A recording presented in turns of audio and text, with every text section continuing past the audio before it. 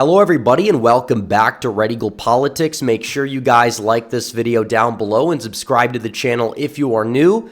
So as you guys can probably tell, my voice is doing a little bit better in this video. I'm kind of recovering from my cold, and we have to talk about some new developments in the 2024 election because, as we know, this is pretty much the electoral map. I'm not doing, lean or likely states.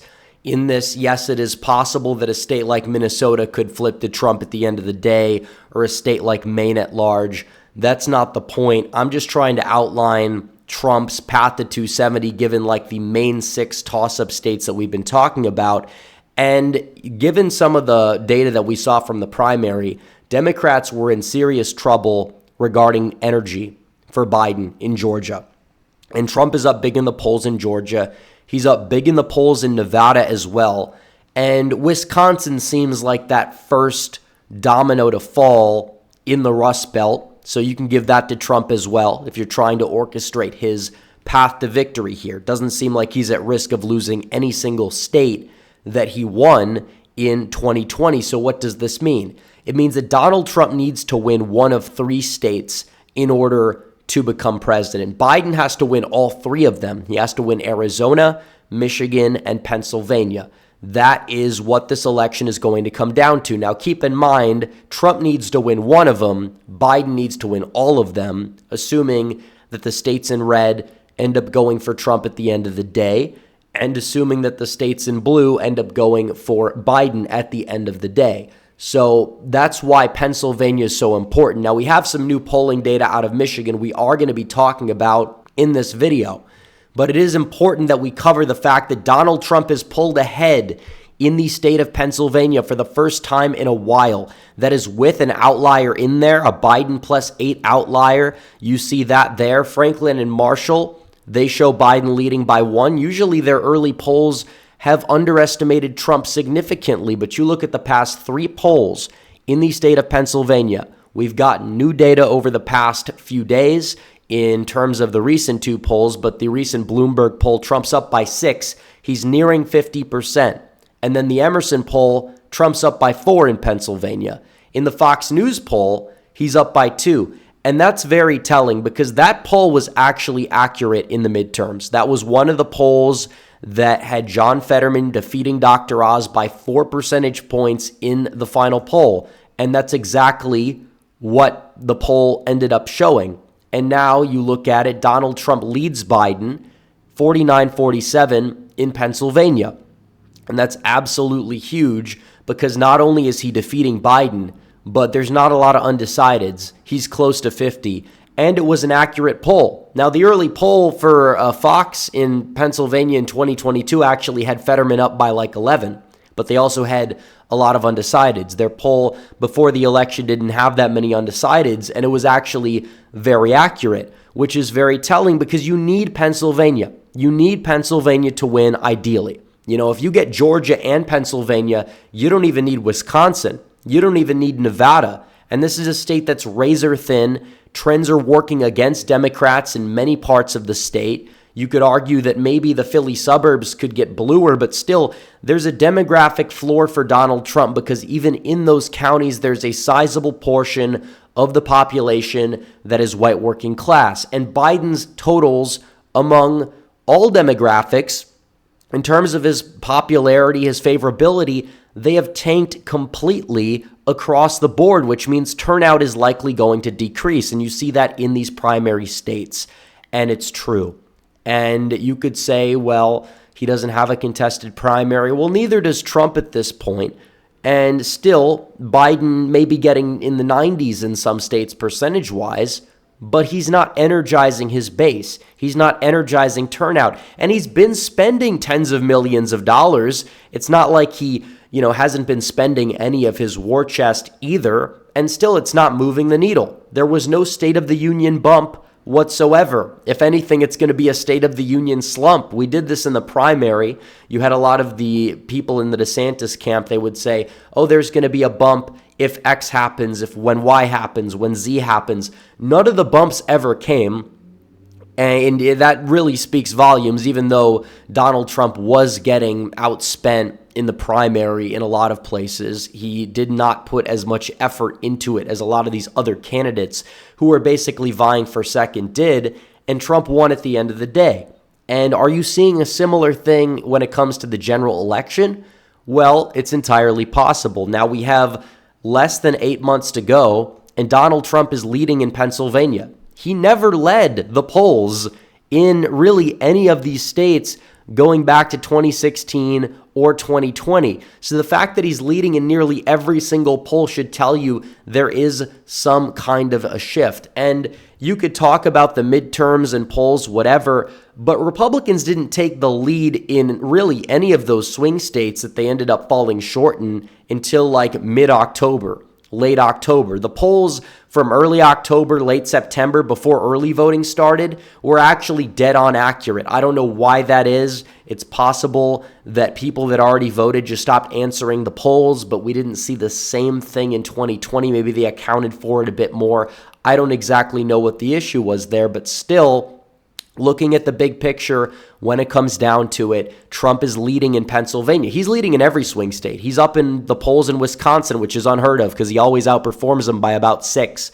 And Biden's the incumbent president at 45. Trump is beating Biden in the state of Wisconsin. You see that here. And Michigan as well. There were new polls that dropped out of the state of Michigan. And he's leading in every single swing state. Arizona, the recent poll that came out had him up by 5 as well in this, or they had him up by 4, but he leads the average in the state of Arizona by over 5 points, which is a bigger margin than he won it by in 2016. And it's possible the third-party candidates in the mix are going to help him out. You know, he can get 48, 49% and still win the state. He has a very high floor. Even if you want to say his ceiling is low, still Arizona is not a state that Donald Trump is guaranteed to lose, even if it does seem like it's moved away from Republicans in recent years. Same thing with Georgia, because you have Trump versus Biden. That's what this election comes down to, and Biden is despised, especially in a state like Michigan. And you look at it, and Trump is leading the polls, every single poll in Michigan, which is pretty much unheard of as well, and he leads by 3.5 points. And we could look into this further.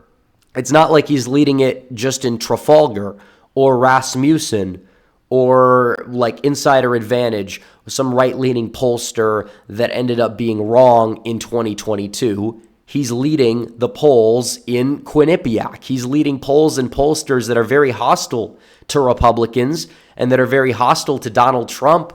But he's at 48 in Michigan. Biden's at 45 in the five-way race. When they polled it, he leads by 5 points over Joe Biden. And that's with RFK Jr. claiming he has enough signatures to get on the ballot in Michigan. We'll see, but his lead actually expands when you look at it. So either way, Donald Trump is in a very strong position. And the primary kind of shows it when he's, outdoing Biden by so much. And then they poll Haley voters in the state of Michigan because she got like 26% or whatever in Michigan. It turns out half of them are going to go for Biden, but Trump still leads the poll by 3, which confirms what I'm saying, that half of Haley's supporters were never Republicans. They were always going to vote for Biden, and the remaining Haley voters would come home to Donald Trump. And it seems like most of those are coming home to Trump, according to the latest poll. So you're looking at it, and it's like, yeah, Haley getting a good chunk in some of these open primary states was never serious proof that Donald Trump is going out there and he's losing his voter base. It never was. He won every county in Michigan. We know that. The counties that were more Republican, those were the counties that he was running up the score in. Even in suburban counties that happen to be more Republican, because yes, those do exist. He did very, very well in Macomb County, and I think that's a very good sign for things to come in Michigan. And it shows that Biden doesn't have a lot of support in the key places that he needs to go out there and win in order to win this election. So if you do the math on all the polls, Trump is in a very good position. You have to defend the main 6. He's leading in them. Yes, he has to go on offense technically because he's flipping these states, but is he favored in all of them? Yes, he has to play, defense, but also offense at the same time. because you need to protect your lead in these places. I know some people are talking about Minnesota, New York, Virginia, Maine at large, even Hawaii has entered the mix for some reason. And I'm not saying Trump can't dabble in some of these states from time to time. Look, we're in March. I mean, the election's not for another 8 months. If you want to have a rally up in Minnesota, test the waters, do it. Same thing goes for the whole Madison Square Garden thing. If he wants to do that, it's going to get, nationally televised, and it's going to be a big ordeal.